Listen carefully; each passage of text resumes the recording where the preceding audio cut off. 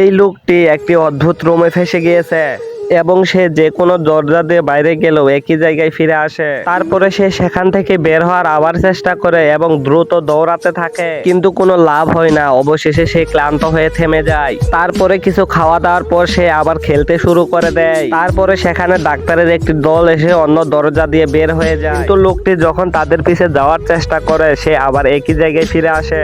তারপরে সে বিরক্ত হয়ে মেঝেতে শুয়ে পড়ে। এরপরে তার মতো আর একটি লোক সেখানে চলে আসে, যে কিনা তাদের বহুরূপী ছিল এবং দুজন দুজনকে দেখে চমকে যায়। তারা দুজন এখন একই জায়গায় ফেসে গেছে, কিন্তু তাদের মধ্যে একজন মাথা খাটিয়ে বুদ্ধি বের করে এবং ভুল করে তার শরীরে বিদ্যুতের শর্ট লেগে যায় এবং অপরজন যখনকে জেগে ওঠে তখন দেখে যে লোকটি শেষ হয়ে গিয়েছে। তারপরে অবশেষে তারা দুজন ভিন্ন ভিন্ন দরজাতে বের হয়ে যায়। বন্ধুরা, পার্ট 2 দেখার জন্য এই ভিডিওটি একটি লাইক করে চ্যানেলটি সাবস্ক্রাইব করে যাবেন।